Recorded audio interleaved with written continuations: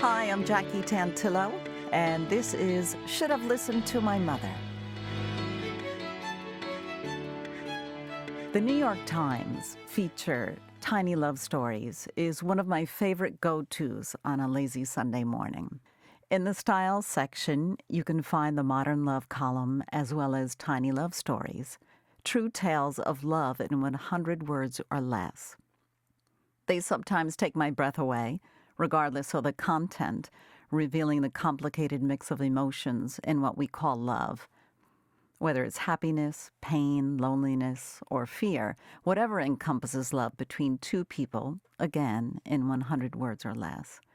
I'm excited to introduce my guest who wrote A Tiny Love Story in September 2021. She's a published author and journalist, penned 2 novels with a third on the way, won numerous awards, as well as a very successful advertising career. And I've definitely used up my 100 words already, and there's still more to tell about her. So I'm just going to introduce you all to Lorraine Duffy Merkl, and welcome to my podcast. Thank you for having me. So like I said, I love Tiny Love Stories, and it is such...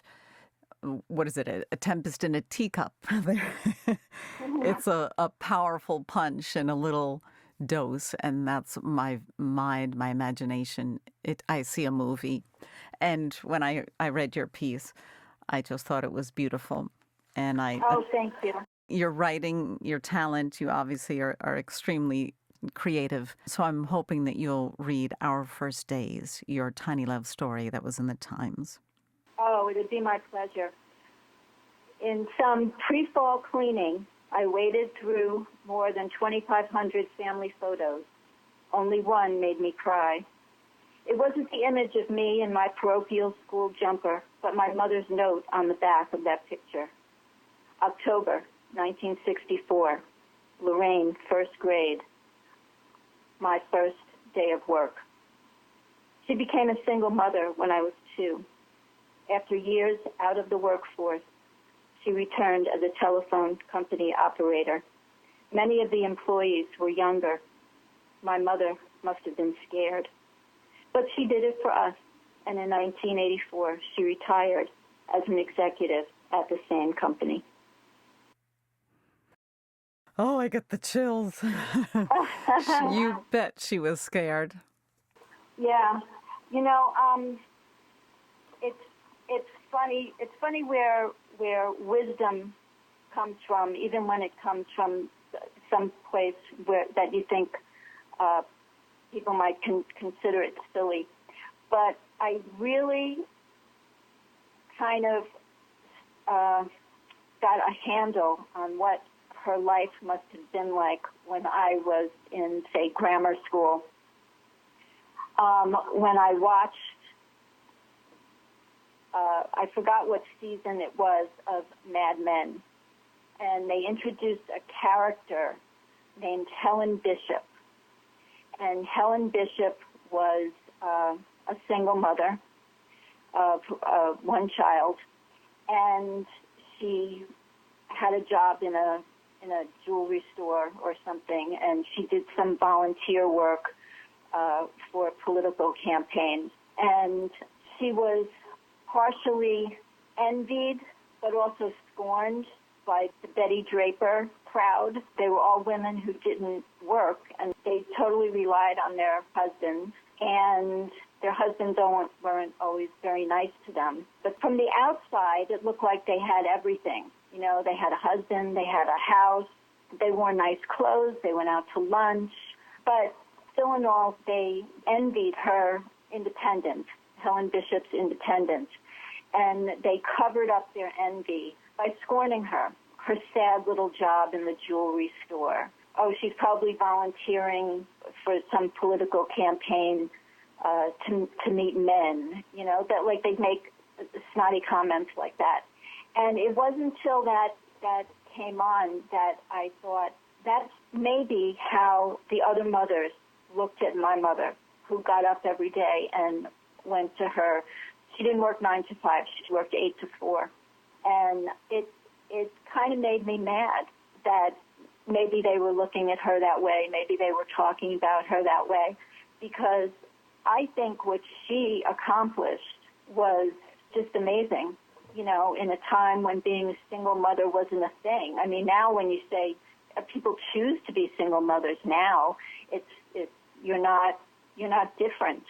But back then, oh my goodness, you were so different.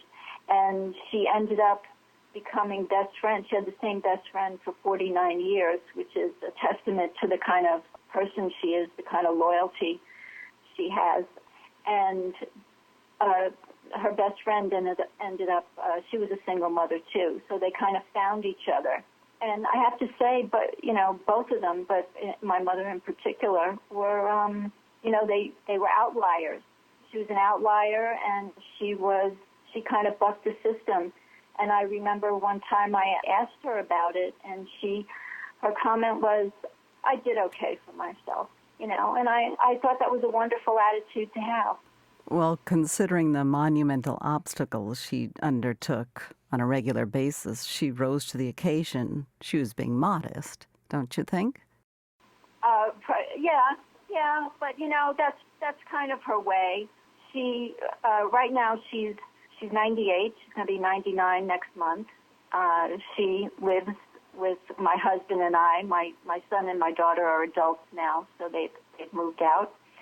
And we take care of her now the way she helped me. She took care of me, and then she helped me take care of my children. My children didn't have a paid nanny. Their granny was their nanny. And it's funny, now she's losing her memory. She sleeps a lot. I have to admit it. She has dementia. But it's strange because my memory of her is that of being a force of nature. She, just the way she went back to work after being out of the workforce, I think about maybe 7 years, and then becoming a mother at 36.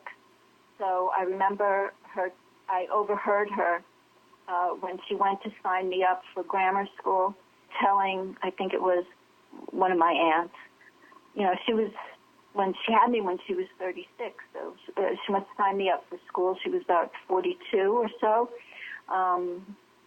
And so many of the other mothers were like 22. So right there, you know, she was an outsider right there.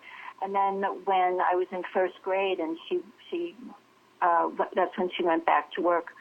You know, it was kind of an entry-level position, the operator job, and so all her coworkers, the other mothers at school were younger, her coworkers were younger, but you know, she was a very hard worker, and again, a force to be reckoned with. So she rose up through the company, and as I said in the piece, she retired as an executive.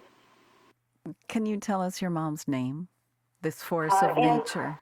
And Angelina Duffy, but her nickname was Margie, because she was born in 1922, and when she was a little girl, there was a song, it might have been by Al Jolson, I'm not sure, called Margie, and she liked that song, so she would always dance to it, I guess, when it came on the radio. So my grandfather started calling her that, and it just stuck.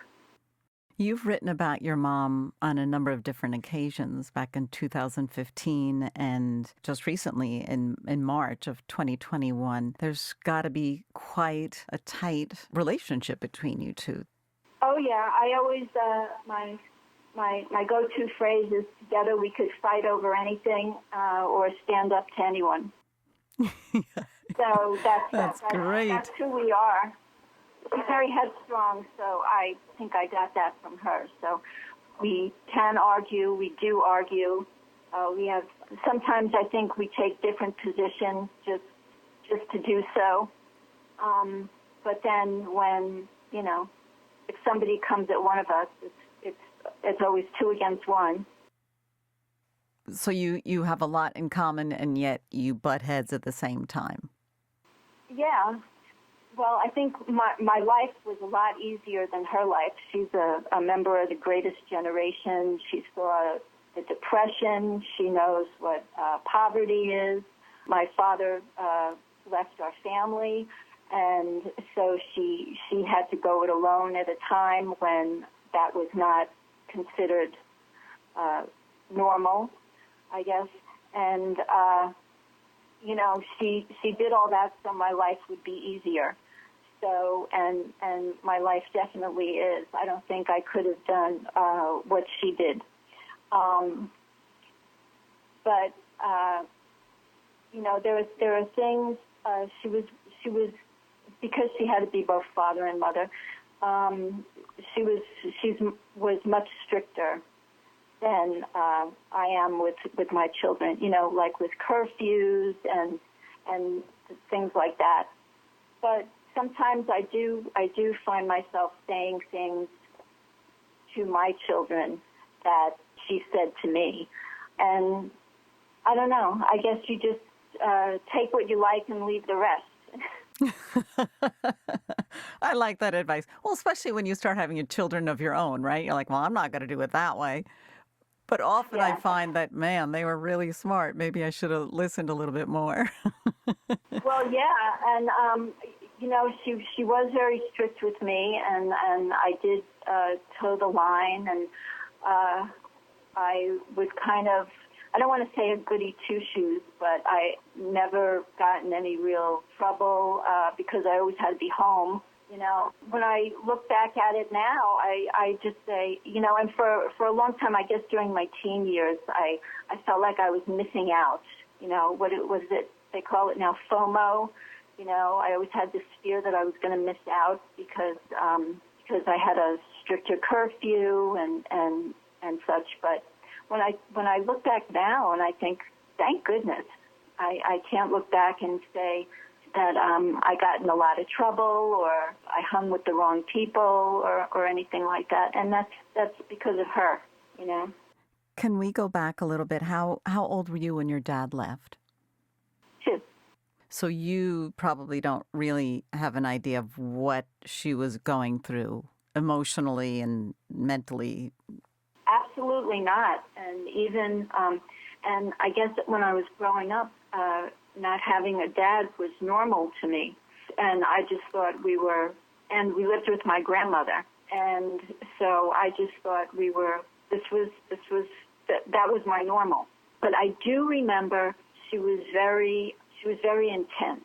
She needed just everything to go according to plan. And I see now, when I got older and she would reveal things to me, she would say things like, I was holding on by a thread. Because I remember I said to her once, I said, when I was in grammar school, I thought you were insane.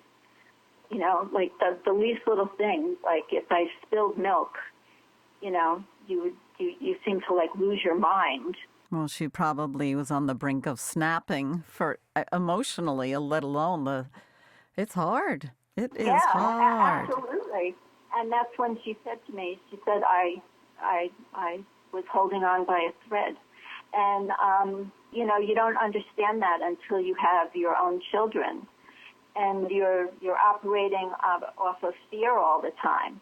And are they going to get hurt? Is the teacher not going to like them? Is another kid in school going to pick on them? And so on and so forth.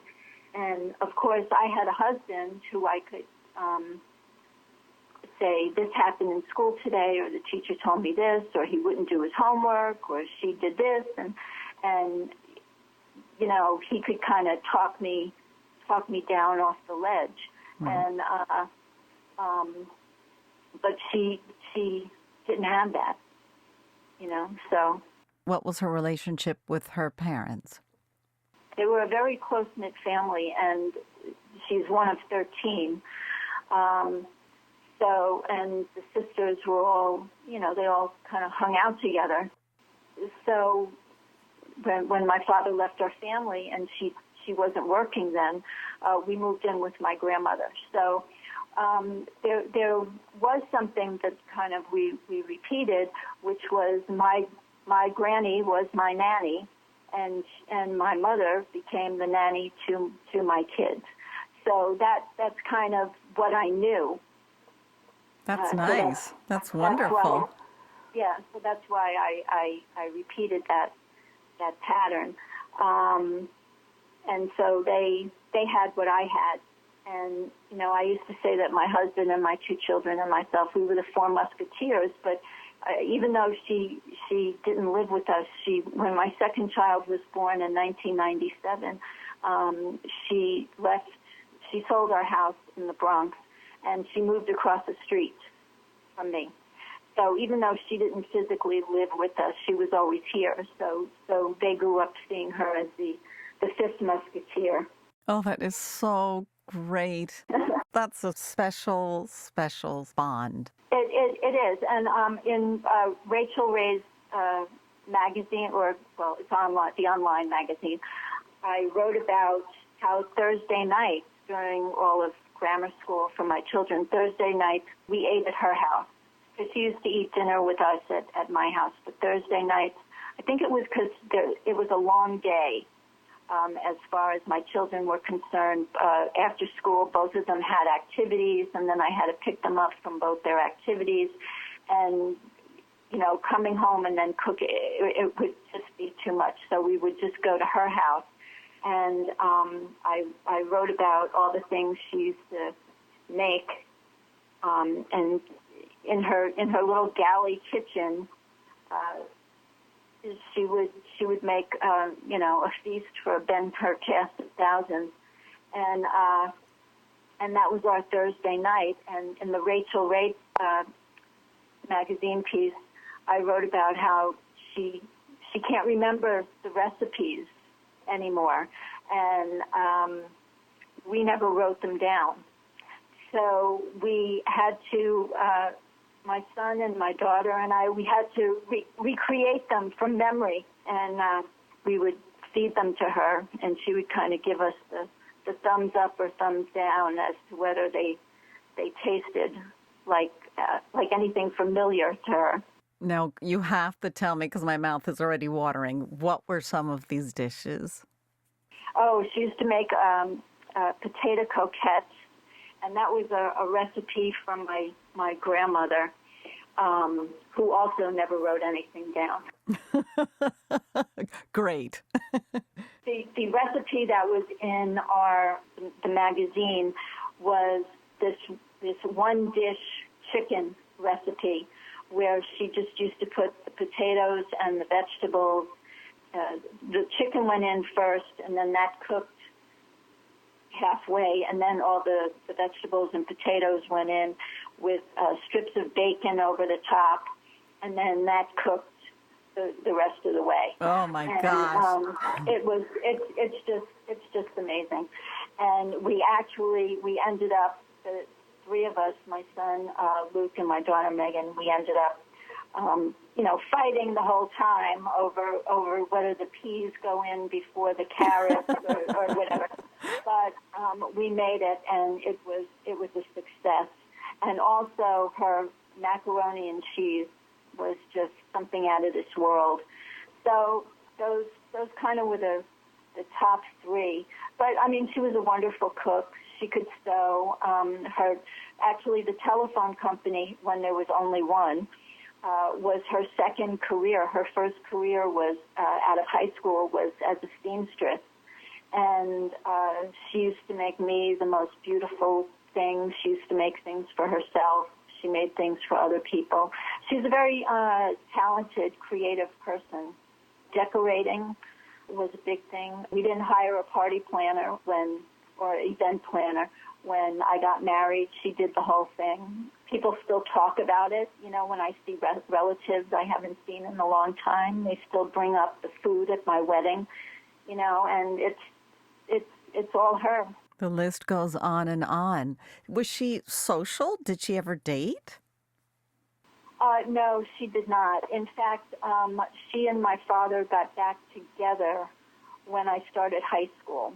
He had moved out of New York, and then he he wanted to come back, and he didn't live with us. He actually lived with his family, his sister, her husband, and my 3 cousins. They had an extra room, so he lived there, but they dated. He died when I was a sophomore in college. So they had those 6 years together, so she was social there. But they had never divorced. Wow. They were only separated. So they did get back together. So his last years, she got to have her husband back. And she was happy, and I just kind of followed her lead, and I embraced the idea of having a dad. And it kind of hit at the right time because in high school, my high school was different than my grammar school. So, in grammar school, I was one of the few people who didn't have a dad. And when I got to high school, I kind of shed that. I don't know what to call it. That wasn't my. It wasn't your moniker, your title. That didn't matter anymore. Yeah. Single kid, no dad. Yeah. Oh. And then when he died when I was in college, and then I just became a person whose father had died. So really, it was my grammar school years where the that kind of stigma of a single mother, kid without a dad. I guess that was the stigma back then in the 60s and then early 70s. But then once I went to high school and college, that wasn't my, she was just a widow. She had a husband when I was in high school, and she became a widow when I was in college. Did she ever go and knock on the door of some parents of a kid who had been bullying you or teasing you about not having a father? Was she that kind of a mom, or she was more complacent and said, we're not going there? Well, nobody, I don't think anybody ever picked on me for that reason. Well, let me put it this way. If they were dividing the world into givers and takers, she would definitely be a giver. Very helpful, just a very kind person. But she also grew up in Italian Harlem. She was, as I said, a member of the greatest generation. She was also one of 13, and half of those siblings were brothers.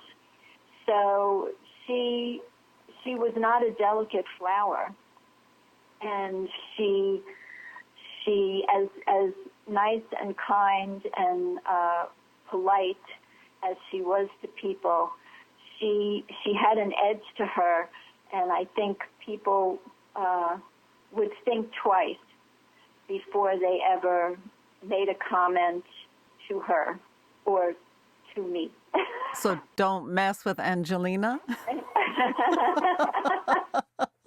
Well, you could, but you're going to get back worse than you gave. So it just behooved you to stay on her good side. And she never went to college? She did not go to college. She went right from, actually at the time when she graduated high school, what most girls did was, unless you came, I think, probably from a rich family, what the thing was is you graduated high school and you got married. And she said, I'm not getting married, I'm going to work, because she wanted her own money. She wanted her own say over her life, and the way you have that is with money. And what you had asked me before, did she knock on doors and say, don't pick on Lorraine? What she would do, her way was more to say, if I'd say, oh, somebody said this to me or somebody did that, she'd say, well, stick up for yourself. That's what she wanted me to be, was somebody who stuck up for myself. And not only that, but also take care of myself financially. When I turned 16, and I asked her what I was going to get for my milestone birthday, she said, working papers. And so, and so we lived in the Bronx. We lived in an area where the main thoroughfare is Fordham Road, and that's where all the stores were. So I walked up and down Fordham Road and went into the stores and had, I think, like 3 job offers, and I picked one because that's when you could do that. You didn't have to apply online. There was no online, and you just walked into a store and said, need anybody? And were your friends doing this too, or was it because your mom was single and she wanted you to learn this work ethic, etc.? Well, I didn't grow up in an affluent neighborhood, so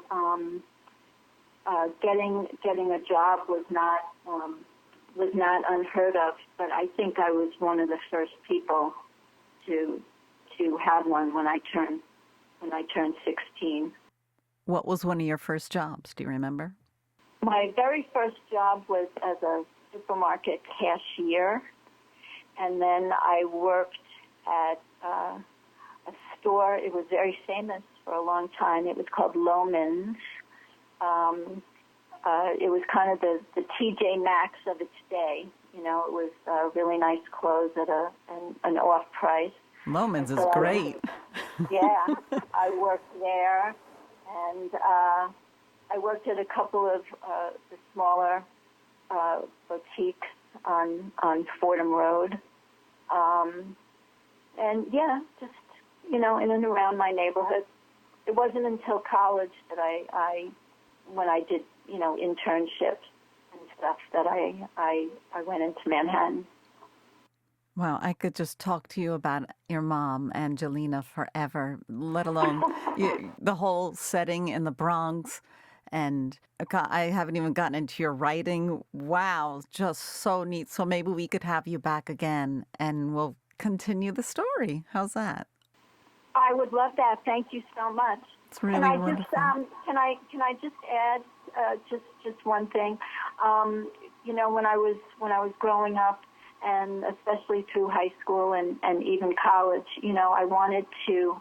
I think a lot of our headstrong bickering and stuff came from the fact that, like a lot of girls, you just want independence and stuff like that. And once I think I moved out when I was 24. I got my own apartment in Manhattan, and that's, I think, when my mother and I transitioned to becoming friends, because we weren't around each other all the time. And, we would do things that friends do. We went to the movies. We had lunch and things like that. So that was, being apart brought us closer together. I like that. And it's fortunate where you have that opportunity in your life to be wise enough or in the place to make that happen, because sometimes some of us have regrets. And I'm glad you have that opportunity to spend that time with her. Yeah, I am too. So this was wonderful. I'm so happy you reached out. And I'm so happy you wrote your tiny love story, my guest. And we have a small world story, but we're going to have to save that for the next episode when you come back. Lorraine Duffy Merkl. She's got her 3rd novel coming out entitled The Last Single Woman in New York City. Her first was Fat Chick, and back to work she goes, let alone all the other advertising, commercial work, comedy work, just brilliant. You're pretty much in every publication that's out there, and I hope you continue your work. Thank you so much. I'm Jackie Tantillo, and we'll be back next week with another episode of Should Have Listened to My Mother. Thank you, Lorraine. Thank you. Bye-bye. Give your mom a kiss.